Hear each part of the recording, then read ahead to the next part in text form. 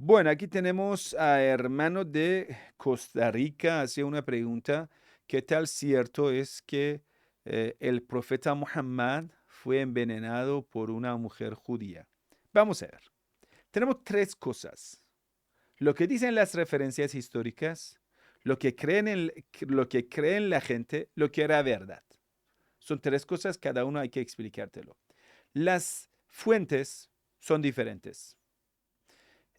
Algunas fuentes dicen que el profeta Muhammad, sallallahu alaihi wasallam, por ejemplo, hay una narración del profeta del Islam, dicen, dicen, no es de nosotros, sino que es entre envenenado o asesinado. Quiere decir, Ahlul Bayt, familia del profeta, y el mismo profeta, todos son asesinados de alguna forma, o asesinados con el filo de espada, o asesinados por el veneno. Entonces, ya que al profeta Muhammad no hemos sabido que le hayan matado con el filo de espada, entonces le han martirizado con el veneno, ¿sí? Entonces decimos, mira, el profeta del Islam, según esa narración que viene de él, seguramente ha sido martirizado, punto. Eso es una creencia. Bueno, que la mayoría de los creyentes, más que todo los Shia, creemos en ello. Algunos Sunna también lo tienen. En otras fuentes, Shia y Sunna dice una historia que en el año séptimo, en la conquista del fortaleza judía Jaibar, una mujer trajo un pedazo de la mano de cordero, entonces un compañero del profeta de Islam lo comió y en un par de días murió. El profeta de Islam solo puso en su boca y lo tiró. Alguna tradición ahora dice, la carne empezó a hablar, dijo, oh profeta, soy venenoso. Otros dicen, el profeta del Islam recibió una revelación que es venenoso y lo tiró. Entonces le preguntó a la mujer, ¿por qué has envenenado esa carne? Dijo, yo quise saber si eres verdaderamente un profeta o eres un falso. Porque si fuese un buen profeta, entonces tú tuvieras que saberlo que es venenoso. Si fueses una persona mentirosa, tenía que comerlo y morir. Entonces es como ella da explicación que es una prueba de la fe y se convierte al Islam. Entonces, ninguna fuente dice que esa mujer haya sido castigada, nada. Eso es esa narración, que nosotros lo consideramos una narración falsa, por tres cosas. Primero, ¿cómo puede ser que en el año séptimo el profeta del Islam haya puesto esto en la boca? 3 años pasa y no le pasa enfermedades, de repente después de 3 años va a tener fiebre, va a tener problemas, va a tener enfermedad y muere. ¿Qué tipo de enfermedad usted dice, considera que te llega y ahora no te mata? Y tampoco te deja consecuencia. Después de 3 años, de repente ese veneno empieza a funcionar y mata al profeta. Es increíble. Yo no lo puedo creer. Eso en primer lugar. Y la fuente de esa narración es débil en las fuentes sunitas, fuentes shia. Tercero, en el Islam es prohibido comer la carne preparada por los cristianos y judíos. Es prohibido. El musulmán no puede comer la carne hecha por un cristiano o por un judío. Quiere decir, solo la carne halal es cuando un musulmán lo haya sacrificado. Entonces es imposible que el profeta del Islam haya aceptado la carne preparada por una judía. Es decir, se va en contra de las normas islámicas. ¿Sí? Entonces, nosotros lo consideramos falso, aunque está en las fuentes Suna y yo personalmente lo considero falso, totalmente falso. Está en fuentes Sunna y está en fuentes Shia. Aunque yo dije, está en las fuentes, algunos musulmanes lo creen, algunos musulmanes lo creen, sí, pero en realidad yo lo digo que eso no era. En algunas otras fuentes, sunnita, como Bukhari, tiene otra narración, otra historia. Dice, el profeta de Islam estaba enfermo y algunas esposas del profeta, quiere decir Aisha y Hafsa, le forzaron dándole un medicamento que el medicamento era malo o era qué cosa amarga que al profeta no le gustaba o no lo quería. Entonces ellas obligaron al profeta a comer esto cuando estaba dormido o cuando estaba inconsciente. Entonces el profeta se despierta, vuelve en sí, Dice, ¿quiénes me obligaron, me forzaron a dar ese medicamento? Entonces lo obliga a toda la gente de la casa a comer de ese medicamento, excepto a su tío Abbas. Excepto a su tío Abbas. Y eso tampoco estamos... Entonces, algunos Shia lo toma, lo sunna, lo explican. Es que, bueno, la persona enferma no quiere comer medicamentos amargos.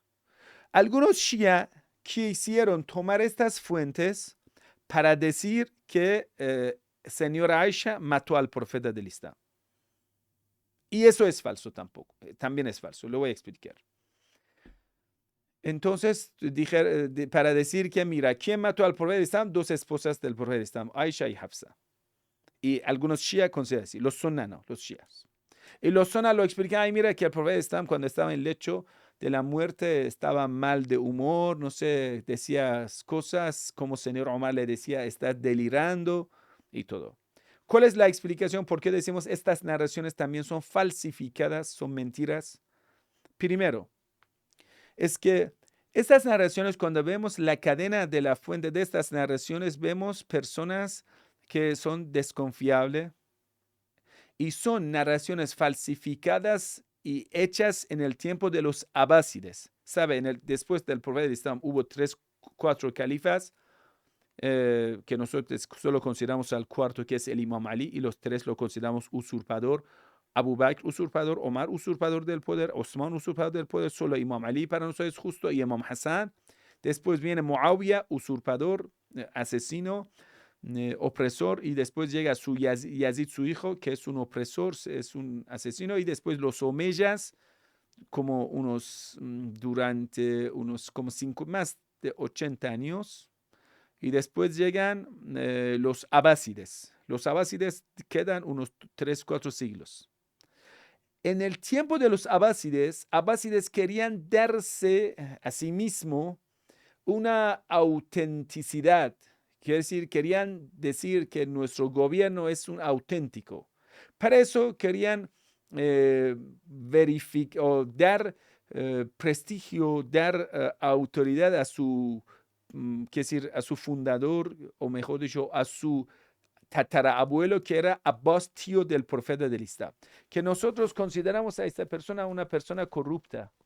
Abbas, al tío del profeta del Islam, nosotros lo consideramos una persona corrupta que era amigo de Abu Sufyan, archienemigo del mensajero de Dios. Entonces, viendo estas narraciones que no son una y dos, hay más, mucho, que ellos inventaron en el tiempo de los abásides para dar es decir, para verificar, no, cuando le dan una licencia, cuando quiere decir que algo es verídico, para decir que eso es para dar aceptación, licencia, no sé cómo explicarlo, para decir que la venida de los abásides fue previsto por profeta, afirmado por profeta, que el profeta Islam lo ha considerado como un gobierno verídico, ¿me entiende? Eso también lo consideramos falso, por muchas razones. Primero, por la cadena de la narración. Segundo, lo considera al profeta del Islam, que era un hombre infalible, como una persona como loca. Como una persona te despierta y dice, obligas a todo el mundo a comer el medicamento. Eso es opresión, eso es locura. ¿Cómo tú vas a obligar a todo el mundo a comer un medicamento? Es que estás enojado, ya que estás enfermo, y esta justificación que lo dan los sunitas es desautorizar al profeta, es desprestigiar al profeta, es difamar al profeta. Decir que el profeta se molesta y dice, todo el mundo tiene que comer el medicamento, solo un loco lo dice. Y nosotros decimos, es una narración falsificada para tapar lo malo que hizo Omar ibn Khattab cuando el profeta del Islam quiso escribir su testamento, decir que Imam Ali es mi sucesor. Omar dijo, él está delirando. Ellos quieren decir que en otras ocasiones también el profeta del Islam deliraba. ¿Cómo en ello? Es una deliración que tú digas, todo el mundo tiene que comer el medicamento. Es una locura. Y solo vas a excepcionar a Abbas, decir que Abbas es buena persona, para después los abásides llegan al mando, ¿no? Esto decimos falsificado totalmente por estas razones. El profeta del Islam es un hombre justo, es un hombre sabio, aunque está en el lecho de la muerte, es súper sabio, ese hombre sabio nunca hace tal cosa. Por eso decimos que es una falsificación del tiempo de los abasides. Entonces tampoco aceptamos estas narraciones. Entonces, en las fuentes tenemos dos casos explicados por la muerte del profeta Islam. Envenenamiento por la mujer judía, totalmente falso. Eso yo considero realidad.